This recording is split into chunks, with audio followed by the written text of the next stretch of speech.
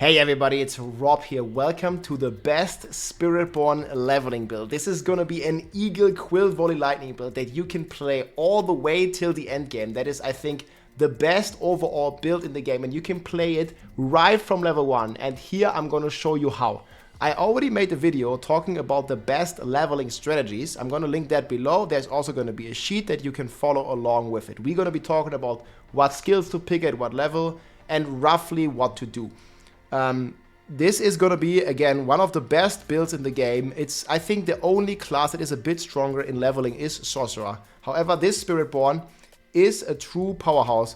And I've tried this already, so I actually know what I'm talking about because I've been leveling this quite a bit. And you can see some footage here of basically just me rocking it in the Helltide early on. I can't show you the campaign footage, but you'll mainly be leveling in the campaign. Maybe you'll do some Helltide. And maybe you'll do some seasoned Realmwalkers. But overall, this build is extremely powerful. And without any specific legendaries that do anything for this build, you're gonna be fine. And if you happen to find either the Quill Volley legendary or some of the supporting legendaries, it's gonna be tremendously powerful. And in general, you're getting a lot of legendaries right from the get-go if you're doing Helltides or also if you're doing your mercenary stuff. So this is extremely strong. And you're basically playing a Rake Quill Volley build, like you're teleporting all the time with Rake, which is your basic skill to generate Fury, or Vigor in this example, played so much Barb. And then we're using Quill Volley to spend that generated Vigor, together with the ultimate, the Hunter, that we can reset every time we kill something. And this build has incredible AoE and also incredible single target damage. Then we have Armored Hide with Resolve for toughness. And we have the Ravager. You see that it keeps resetting. It's already permanently up right from level 10 or so. And we have Scourge for additional damage multiplier and even more resources. So this build is extremely powerful and basically can be played all the way through. So I have a planner here for the leveling build. So this is what you're starting out with.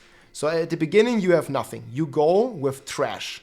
Trash is amazing because it has a rune that constantly casts the third attack. And the third attack gives you a bunch of additional vigor, in general more damage, and you get more vigor when you're killing an enemy. Then next you're going to be putting your points in Quill Volley. It also has an upgrade that makes the enemies vulnerable when you're hitting them with the feathers. And it also has an upgrade here that makes it deal multiplicative damage if more feathers hit the same target. And this is basically the mechanic that we've been using a lot, and this also allows us to completely melt single target with this build because it is multiplying for every feather and it's extremely powerful. Then we can use some points here in Vigorous, which basically increases our vigor generation because early on you can't spam this Quill Volley all the time. You need to use your Trash generator. And we also have some combination already because one, we have a Jaguar skill, and second, we have an Eagle skill, which is going to be very important later on. Then we are rocking points here in Ravager. This one allows us to basically get ferocity stacks, which gives us attack speed. It also allows on kill and on leveling, we're usually killing a lot of monsters, to keep it up permanently. And you're also getting dashes to the target, so it's very mobile, and you're getting vigor generation increased by 30%. So you already have 15% here, 30% here, and you're generating that vigor with Trash and then spending it with Quill Volley. Very good combination. We'll take these passives all later. You can follow the full leveling path right here. I'm just gonna go over the bases here. Like you have the full leveling path, like step by step, which level you take which skill. Next we take Armored Hide. This one basically allows us to get Resolve, which gives us damage reduction. And Resolve has a 20% base damage reduction, and it also gives more damage reduction with Perseverance here. Plus, we are also getting block damage reduction whenever we block something, so that is also extremely important because it just gives us like so much damage reduction. It's basically 50% toughness. We put 1 point in Pentient Guard when we're standing still, let's say at the boss fight or the cutscene. We even gain more damage reduction and block chance for defenses. Then we have Scourge here, we're getting a 1.5 multiplier, and we're also getting 60% of our vigor back over 6 seconds, and this synergizes very well with all the other vigor generation that we already have, allowing us to have a lot of resources to spam more Quill Volley. Then we are rocking very good here is Brilliance and also Acceleration. These are like pretty strong early on. You get movement speed, you get more damage, 4 more movement speed. Alternatively, you can also max this. I think you want to max this. Maybe put like, 2 more points from here to there. It's going to be a bit better. You can also go defense if you like, but we like to have some DPS. And then we have Potent here. And right now, our Quill Volley is not a Jaguar skill, but this is giving you generic damage when you're hitting enemies with Jaguar skills. And Trash is a Jaguar skill. And then Quill Volley just does increased damage if we hit an enemy multiple times with that Jaguar skill. So Potent is very nice. Unfortunately, we can't use Furnace yet because we won't have our Harmony Helm yet, which gives us all attacks later on for the endgame build. Then we want to use the Hunter here, very important. It gives you Ferocity Overflow, it gives you injured multiplicative damage, it allows you to teleport, and it can also reset its cooldown on kill. So you can see this in this footage here. I'm basically already managing to reset the cooldown of this Jaguar here. If you're just attacking enemies, you're using it, and then you're killing enemies. Okay, it didn't really work here in this footage. But like in general, you're getting cooldown reduction like a lot if you're killing enemies. And this also works in party play, where you can basically use the skill, and then if a party member gets the kill, you are also resetting its cooldown. Like when you're killing them, you see here, boom, it's instantly reset. It's a 40% chance per enemy, so you need to kill 2.5 enemies on average while the duration is going to reset it. And that usually, if you use it well, happens very frequently. And then last but not least here, we're using Adaptive Stance here. It's basically increasing your main stats by 50%. It's also giving you for Jaguar skills attack speed, and it's giving you DPS and movement speed for the Eagle skills, because if you get more movement speed, again, with Brilliance, you also get more DPS. Then we're rocking Resolution, Spiritual Attunement, and Supremacy for even more DPS when we cast those ultimates. And this is pretty much the leveling build. Once you're done with this, so you're gonna be starting out just as normal, you're gonna start in normal, you wanna pick the Quill Volley, follow the leveling build, start the season journey, then follow the quest line for the Vessel of Hatred campaign, then do your class quest. I'll probably make a separate video going fully into the class quest, but you basically have to do in Cat Badu, there's like a guy here, it's a purple quest, you need to talk to this guy, and then it's gonna like lead you around the map, and then you're gonna enter at some point, you enter like a Spirit Hall. The class quest on Spiritborn is rather long. I'll have a dedicated guide about it because it is actually not that easy when I did it the first time. You have to do like some emotes and you have to fight some monsters, and just it's gonna take like about 10 minutes here, this class quest, which is one of the longer class quests, but it's well worth it because you're getting a tremendous power boost here in this class quest, and you're gonna have to like fight some monsters here, basically.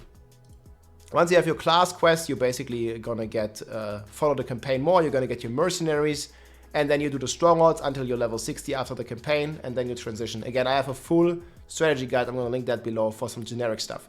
And then once you are done with Pit 20, you can then transition into the endgame guide. So you notice here in this build, we're just using a bunch of generic uniques.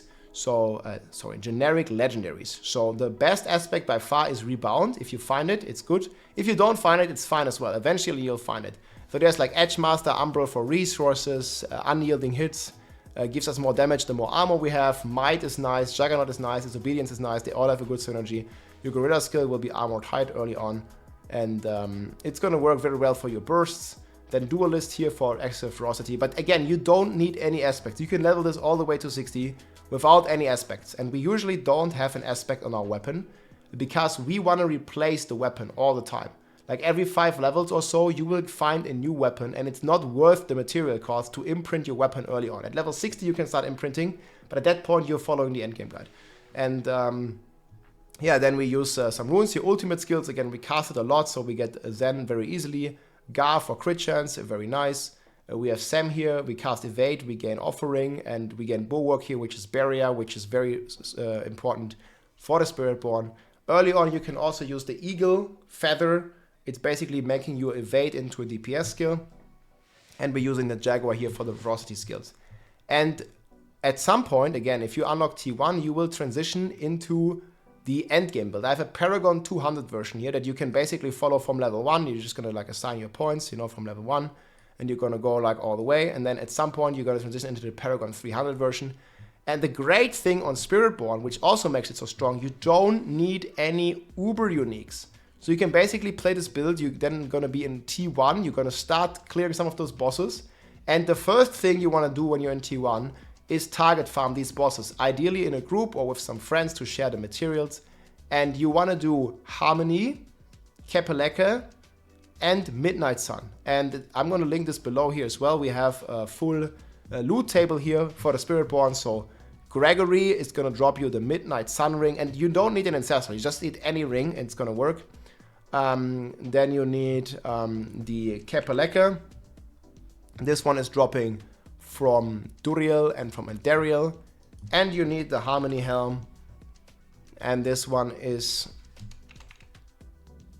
Harmony, I've spelled it wrong, is dropping from Beast in the Ice. So these are the 3 bosses you basically want to target farm early on and get these. I think the Midnight Sun ring is the most important, so that would be number 1 priority.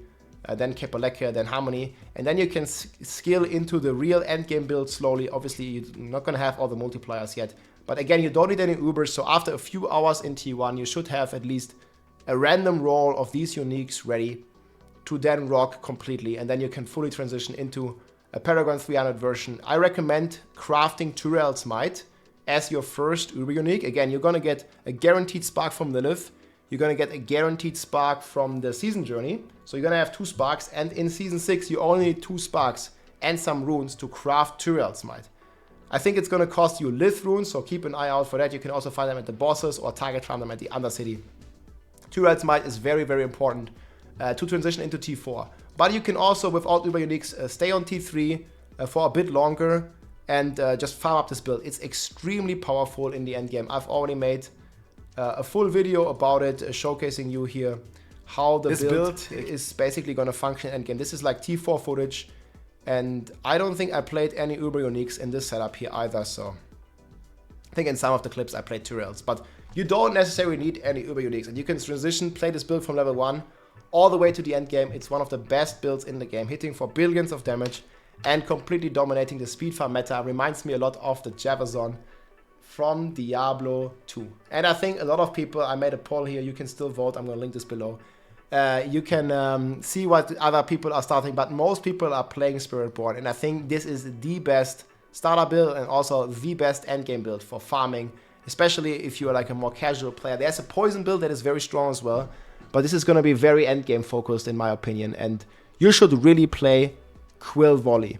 I have a separate leveling build here for poison if you really want to try Poison Centipede. It's a little weaker, it's still decent. You can try that out, a link is going to be in the description. And yeah, I hope you enjoyed, my friends. I wish you good luck leveling.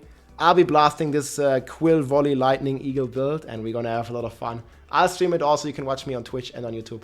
I'll see you soon, my friends. GG, take care, best of luck. If you liked this video, make sure to subscribe, leave a like or a comment.